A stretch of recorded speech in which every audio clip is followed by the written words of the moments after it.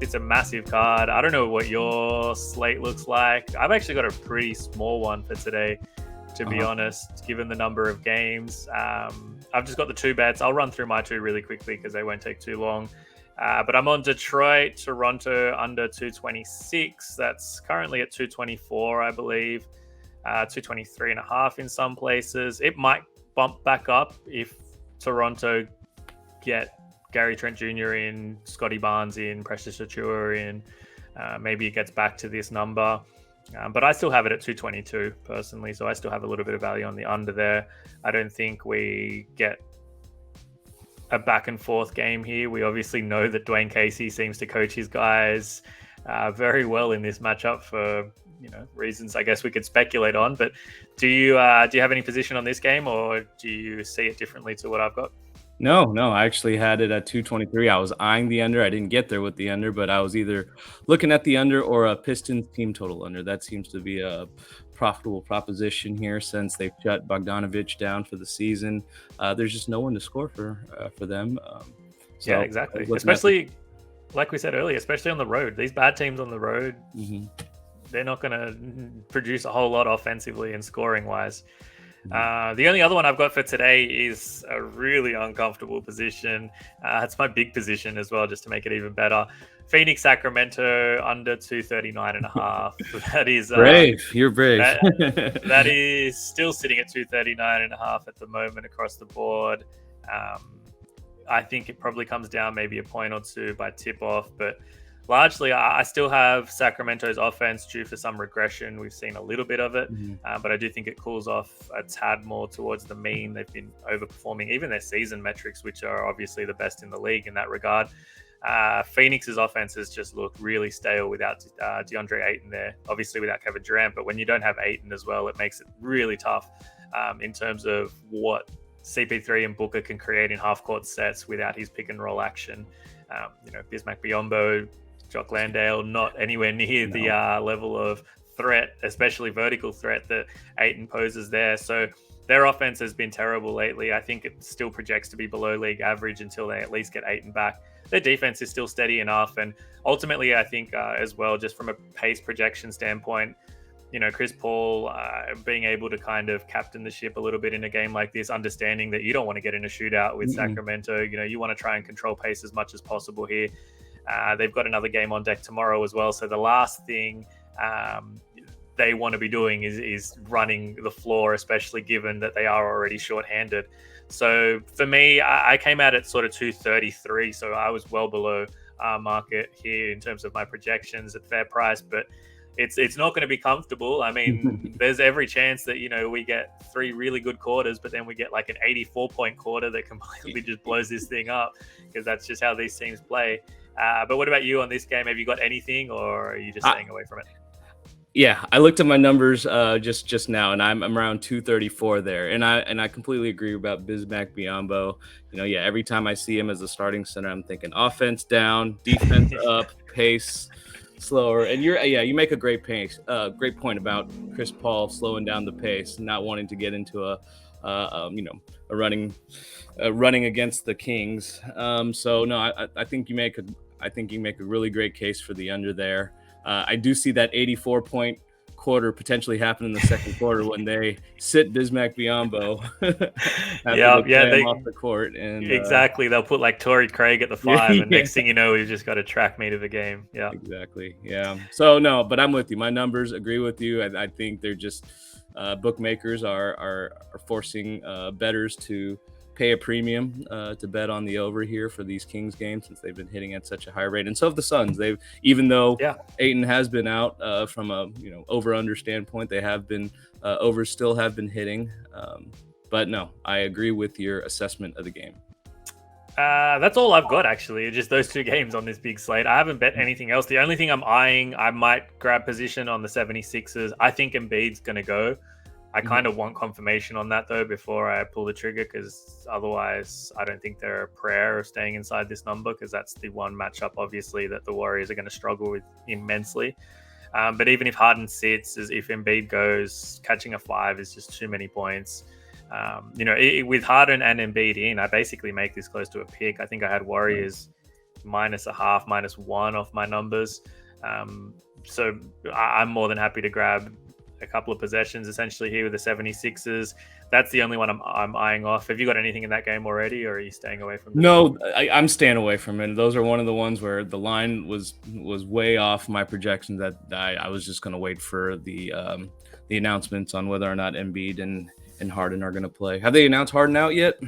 Not yet, but so the last update we got was Harden did not go through shoot around this morning. Right. Embiid did go through shoot around, so I don't know. I think one of them plays, one of them sits. It would make sense that it's Embiid in, Harden out, but yeah, we'll have to wait and see. So I haven't gotten involved in that one, but Sixers is the lean.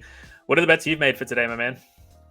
On the other hand, yeah, I'll get to that in a point, but yeah, Embiid's also looking to, for MVP contention there. So especially these games carry more weight, whether you like it or not, unfortunately, from that perspective. That all eyes are going to be on the game. It matters immensely. And, if you want to be in the spotlight, you want that MVP. These are sort of the games where you need to ball out. Yep, exactly. So for my bets, I played the Bulls early. I got -2.5 nice. this morning.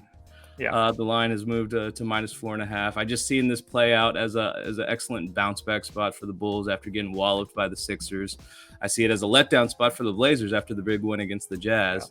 Yeah. It just seems like Blazers appear to be punting this game, calling it for the season. Simons is out, Nurkic is out, Lillard is on. Seems like he's on the wrong end of that equation as well. The Bulls defense has been ferocious, and I know DeRozan out is not ideal, but who needs him when you have Patrick Beverley, who's been going nuts? If he's going to score, 14 points in a row for you in a quarter, I think they're going to be just fine scoring the basketball. Most teams are just fine scoring the basketball against Portland anyway. It doesn't really matter who's on or off the floor. But all things considered, it does look like Lillard might sit. Just the fact that he's even popped up as questionable suggests he's probably not going. In which case, Portland team total under. Yeah, we're talking about a very good Chicago defense, adjusted defensive rating of 7th in the NBA. At under 109.5, I don't see how Portland scores 110 points in this game, especially given that it'll probably be a slow-paced half-court affair, right? Yeah, no Simons, potentially no Lillard. I'm with you there. Yeah, -4.5 makes me a little more uncomfortable on backing them. I like my 2.5 position, obviously, but yeah, I think the better angle to tackle there with Lillard potentially being out is the team total under for the Portland. So yeah, I think I'm going to get there with that. Yeah, I might join you on that one as well if there is confirmation he's out. I'd even be willing to go down to like 107.5 if he's out. The impact he has on this offense is insane, and how bad they are when he's not on the floor. Anything else you've got lined up that you're already on? So since we already talked about it, we talked about the Jazz trending under, and we talked about how great the Bucks defense is. I'm going to get there with the Jazz team total under. I just think that with their recent scoring, bonanza and all that, the price makers have priced their totals too high, not properly adjusting for Markkanen and Clarkson being out. I don't see them hitting 113.5. I have more at 110, 109. So I'm going to be taking the Jazz team total under there. Yeah, I'm going to be involved either in that or a full game under. I'm just going to wait for the market to settle a little bit. We're still getting, shaded towards the over on a 236, so I haven't rushed to jump on board there. But I agree with you entirely. We've already spoken about it, so we don't need to double up on it. But yeah, I don't see a world where this one goes anywhere near these sort of projections when you properly account for what Markkanen does for that offense in terms of scoring and spacing for them, and even just shot creating in general. So yeah, I aligned there. I might end up with both of yours so far, or like I said, a Portland team total under and a Utah team total under. Anything else you got lined up as well? I haven't played this yet, but I'm taking a look at it at the moment. So the Thunder, I getting 5.5. I see a bounce back from a blowout last night. 5.5 market continuously undervalues this Thunder team.